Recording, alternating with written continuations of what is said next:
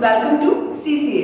Last class में हमने figure of speech पढ़ा था जिसमें हमने सिमिली और मेटाफर किया था। फिगर ऑफ स्पीच को हिंदी में पता है आपको कि अलंकार कहते हैं, ठीक है, और इनको लिटरेरी डिवाइसेस भी कहते हैं, ठीक है, इनको अलंकार और लिटरेरी डिवाइसेस भी कहते हैं। और हमने लास्ट क्लास में ये किया था, सिमिली पढ़ा था और मेटाफर पढ़ा था। सिमिली क्या होता है हिंदी में, मैंने आपको बताया था, इसको उपमा अलंकार कहते हैं और इसको रूपक अलंकार कहते हैं। उपमा को हम इंग्लिश में बोलते हैं कंपैरिजन, कंपेयर करना, comparison between two different things, दो डिफरेंट थिंग्स का कंपेयर करता है ये simile. Comparison between two different things, दो डिफरेंट थिंग्स का कंपैरिजन करता है जिसमें which has at least one thing is common, जिसमें एटलीस्ट एक चीज कॉमन होनी चाहिए, ठीक है, उसमें ये कंपैरिजन कर रहा है सिमिली में। For example, she is look like queen, she is look like queen, ठीक है, वो किसकी तरह दिखती है, क्वीन की तरह दिखती है। तो इसमें इसने बताया कि कंपेयर कर रहा है उसको, क्यों क्वीन की तरह दिखती है, क्वीन की तरह सारे काम करती है, क्वीन की तरह ही अपनी सारी प्रॉब्लम्स को सॉल्व करती है, ठीक है, एक चीज उसमें कॉमन है। सो नेक्स्ट क्या बोल रहे हैं, मेटाफर। मेटाफर उसका इंप्लाई है, इसका सिमिली का, ठीक है, इट इंप्लाइज सिमिली, ठीक है। मेटाफर क्या है, सिमिली का इंप्लाइज है, ठीक है। इसमें क्या है कि इसमें वो बोल रहे हैं कि रूप है इसका, ये यही है, शी इज क्वीन, वो ही क्वीन है, इसमें इसको रूप बता दिया उसको एक तरह से, ठीक है। This is the basic difference between simile and metaphor. Last class में मैंने और एग्जांपल दिया था आपको लॉइन वाला, इधर मैंने एक और दे दिया। नेक्स्ट करते हैं, नेक्स्ट फिगर ऑफ स्पीच है personification. Next figure of speech आ गया हमारा पर्सनिफिकेशन।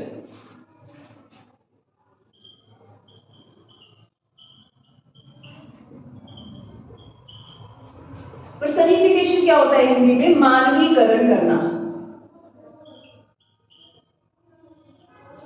मानवीकरण। किसी भी नॉन ऑब्जेक्ट थिंग को या फिर किसी भी एब्स्ट्रैक्ट थिंग को, किसी भी लाइफलेस थिंग को लिविंग शो करना, इसको बोलते हैं हम पर्सनिफिकेशन। डेफिनेशन लिख लेते हैं इसको।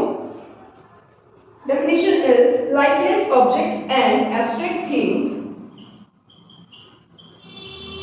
Lifeless objects and abstract things,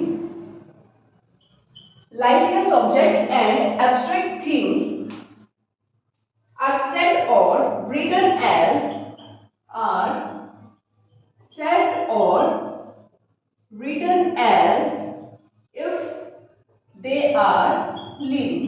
इस तरह से दिखाएंगे उनको जैसे कि वो जिंदा है, उसको हम कहते हैं पर्सनिफिकेशन, मानवीकरण। There is a very easy example, love is blind. उन्होंने तुलना की है प्यार को कि प्यार अंधा है। क्या प्यार इंसान, प्यार अंधा है। Love is like a man, इसके बोलने का मतलब है love is like a man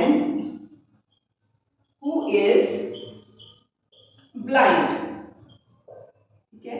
love को मानव की तरह बताया गया है कि जो कि ब्लाइंड है, ठीक है। एक और एग्जांपल ले लेते हैं, the sun, the moon smile. Moon के नॉन लिविंग थिंग है, मून तो नॉन लिविंग थिंग है, एक तरह से उसको स्माइल की तरह बोल रहा है, तो ये भी पर्सनिफिकेशन में ही आता है।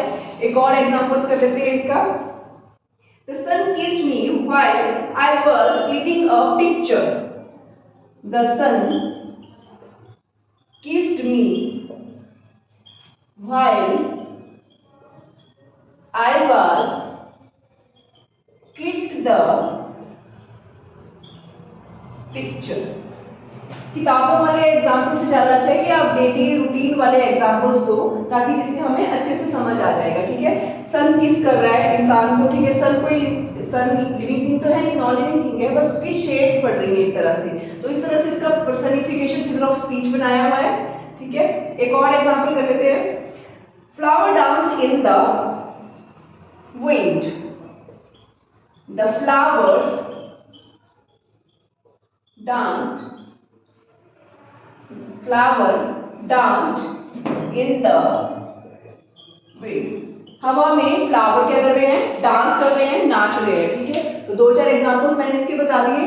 सिमिली, मेटाफोर, पर्सनिफिकेशन, हाइपरबली, पन और क्लाइमेक्स, एंटी क्लाइमेक्स, ये सारे के सारे इंपॉर्टेंट है। एटलीस्ट 15 to 20 जो हमारे फिगर ऑफ स्पीच है मोस्ट इंपॉर्टेंट है, ये एग्जाम में पूछे जाते हैं, क्योंकि ये सारे लिटरेरी डिवाइसेस यूज होते हैं, पोइम्स में यूज होंगे। ठीक है, आप इनको एज अ डेली रूटीन भी यूज कर सकते हो अपने थॉट्स को इमेजिनेटिव बनाने के लिए। ठीक है, नेक्स्ट फिगर ऑफ स्पीच आता है हमारा hyperbole. Fourth one is, pronounce इसको हाइपरबली करते हैं, लिखते इसको हाइपरबोले। ठीक है, हाइपरबली मींस अतिशयोक्ति।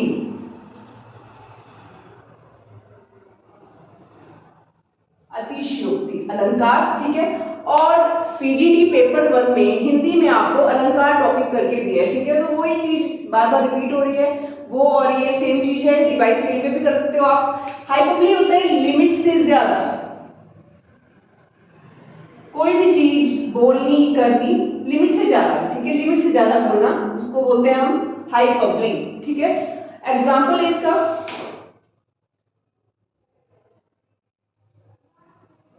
we describe a thing or person, we describe a thing or person, we describe a thing or person beyond the proper limit, beyond the proper limit. हम किसी भी इंसान या कोई भी चीज को डिस्क्राइब कर रहे हैं प्रॉपर लिमिट से ज्यादा। ठीक है, beyond the proper limit. For example, 10,000 saw I at a glance. 10,000 saw I at a glance. Glance क्या होता है, नजर एक तरह से। ठीक है, 10,000 देखे लेकिन मेरी नजर तुम्हारे ऊपर ही है। ठीक है, ये तो एक तरह से हाइपरबली हो गई कि 10,000 में मैं ही दिख रही हूँ तुम्हें इतने लोगों में, ऐसा तो कुछ डिफरेंट है नहीं। और एक तरह से होता है कि किसी चीज को बढ़ा चढ़ाकर बोलना बात को। ठीक है, और एक और एग्जाम्पल हो सकता है, जैसे कि मान लो कि मैंने बहुत काम कर लिया है, मन कर रहा है कि अब मैं सालों ही सालों सोती रहूं या फिर सोता रहूं, वो भी हाइपरबली कहलाएगा। नेक्स्ट फिगर ऑफ स्पीच हमारा आता है एलिट्रेशन। सबसे इजी, सबसे इंपॉर्टेंट, एलिट्रेशन। एलिट्रेशन आपके PGT English previous year questions में भी पूछा गया है। डेफिनेशन ऑफ एलिट्रेशन,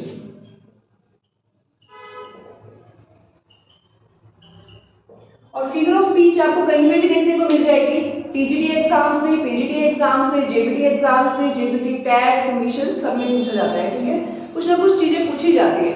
एलिट्रेशन क्या होता है, एलिट्रेशन होता है repetitions of consonant sounds, two और मोर कॉन्सोनेंट साउंड्स। इसकी डेफिनेशन लिख लेते हैं अच्छी सी बना के, कुछ हिंदी में लिख लेते हैं। अनुप्रास अलंकार।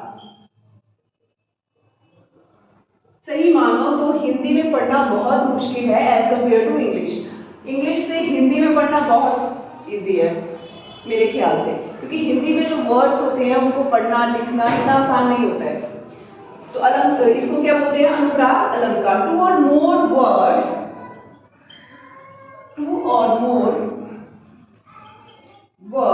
begin with the same letter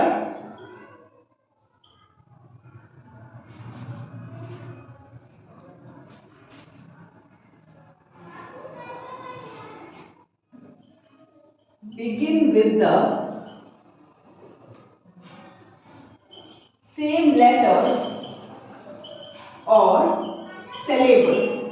दो या दो से ज्यादा वर्ड्स होंगे जो स्टार्ट होंगे सेम लेटर से या फिर सिलेबल से या फिर कॉन्सोनेंट साउंड से, ठीक है, उनको हम बोलेंगे एलिट्रेशन।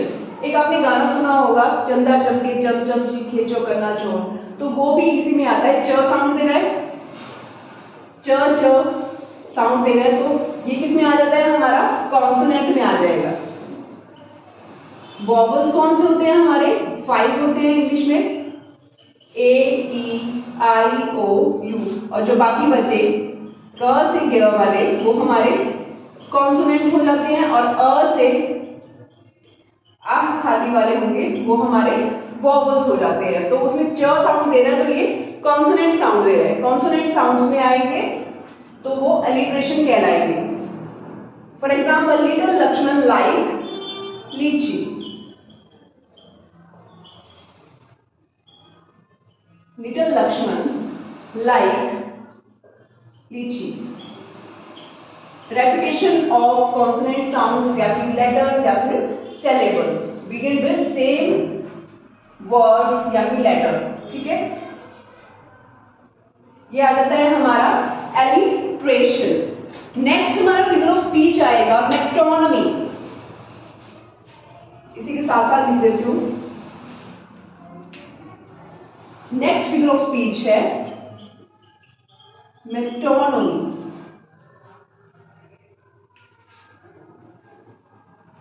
मेटोनमी मेटोनमी आ जाता है हमारा कि नाम का परिवर्तन करना, विशेषण या फिर विशेष्य, किसी का नाम परिवर्तन करना। हिंदी में इसको बोलते हैं व्युत्पन्न, या फिर इसको बोलेंगे प्रारूप, या फिर विशेष्य बोलेंगे, या फिर विशेषण बोलेंगे। देखो कितने सारे मैंने आपको सिनोनिम्स ले आई हूं ताकि आपको इजी हो जाए और ज्यादा। या फिर नाम का परिवर्तन करना, नाम का परिवर्तन करना। इसकी डेफिनेशन आ जाएगी, to signify the name of some person और thing, it signified the name of some person or thing, some person or thing for another person or thing, for another person or thing। ये signify करता है, जैसे एक example आ गया जैसे आपके पास crown for king, crown for king. अच्छा, क्राउन को देखिए किसकी याद आती है, राजा की आती है, तो ये एक विशेषता बता दी। Pen for writer, pen for writer, and purse for money, purse for money. Purse को देख के मनी की याद आती है, इसलिए इसको मेटोनमी फिगर ऑफ स्पीच में ऐड किया हुआ है। एक और एग्जांपल देख लेते हैं कि नाम परिवर्तन करना ही बोलते हैं इसको। व्हाट्स योर फेवरेट डिश, यहां पे लिख देती हूं, व्हाट्स योर फेवरेट डिश। इसके बोलने का मतलब है कि डिश नहीं, आपका फेवरेट फूड क्या है। What is your favourite food, नाम परिवर्तन किया है, उसी को ही हम कहेंगे मेटोनमी, ठीक है। नेक्स्ट हमारा आ जाता है फिगर ऑफ स्पीच। ज्यादा फास्ट चल रहा है आज क्योंकि इजी भी है, इतना टाइम वेस्ट नहीं करना चाहिए किसी चीज पे, और वैसे भी यूट्यूब वीडियो के लिए हमें समझना ज्यादा इंपॉर्टेंट है। लिखना आप स्क्रीनशॉट करके बड़े आराम से कर सकते हो, वीडियो को आगे पीछे कर सकते हो, फास्ट कर सकते हो, स्लो कर सकते हो। यूट्यूब वीडियो का ये इतना अच्छा फायदा है आपको, ठीक है। नेक्स्ट करते हैं पन। नेक्स्ट फिगर ऑफ स्पीच है हमारा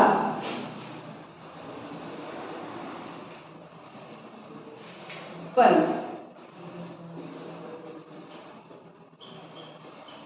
पन क्या होता है, श्लेष अलंकार बोलते हैं इसको हिंदी में, श्लेष टाइम में नहीं पढ़े हैं, अगर पढ़े होते तो हमें बड़े आसानी से आते, लेकिन हमने पढ़े नहीं है। पर चलो जब भी पढ़ने को मिले तब कर लिया करो। पन क्या होता है हमारा? श्लेष अलंकार होता है, इसको हम इंग्लिश में बोलते हैं joke using words. Joke using words. आजकल के बच्चे वैसे भी इसको यूज करते हैं और उनको पता नहीं है कि वो होता क्या है, पन होता है, जिसको बोलते हैं हम डबल मीनिंग।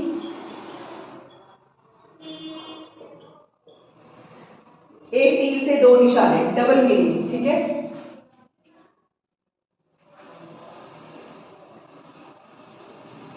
इतना काफी है इसके लिए, इतना ज्यादा तो होगा भी नहीं। फॉर एग्जाम्पल इसको इस डेफिनेशन में ऐसे यूज कर सकते हैं कि जोक यूजिंग वर्ड। इसका एग्जाम्पल है जैसे if a woman losses her husband, if a woman loses her husband, if a woman loses her husband, she pines for a second. She pines for a second. अगर कोई woman अपने पति को खो देती है तो 2 मिनट में वो दूसरा ढूंढ लेगी। इसका मतलब ये हो गया कि another, she pines for second. इसको डबल मीनिंग बाद में बोला है कि देखो किस तरह की औरत है, अगर इसके हस्बैंड की शादी मतलब एकदम से डेथ हो जाएगी 2 मिनट में दूसरा ढूंढ लेगी। इसको बोलते हैं पन करना, श्लेष अलंकार या फिर जोक यूजिंग वर्ड्स। नेक्स्ट है, एक और एग्जांपल कर लेते हैं इसका। N ambassador lies around, N ambassador lies around for the good of his country, for the good of his country। बोल रहे हैं ये कि एम्बेसडर लाई कर रहा है अराउंड द कंट्री, अपनी कंट्री के लिए, नेशन के लिए जाने के लिए वो बाहर क्यों जाएगा, ठीक है। ये भी डबल मीनिंग बात एक तरह से इन्होंने कर दी है। Next figure of speech we have. आज की क्लास के लिए इतने काफी हैं, बाकी के हम कल करते हैं, नहीं तो बहुत ज्यादा हो जाएगा। आज की क्लास में हमने किया पर्सनिफिकेशन, हाइपरबोली, पन और एलिट्रेशन कर लिया, मेटोनिमी कर लिया, काफी है 5-6। नेक्स्ट क्लास में जो बाकी के बचे हुए हैं वो हम कंप्लीट करेंगे, थोड़ा थोड़ा करके करेंगे ताकि हमें भी समझ आता रहे और आपको भी समझ आता रहे। That's all for today. Hope you like this lecture.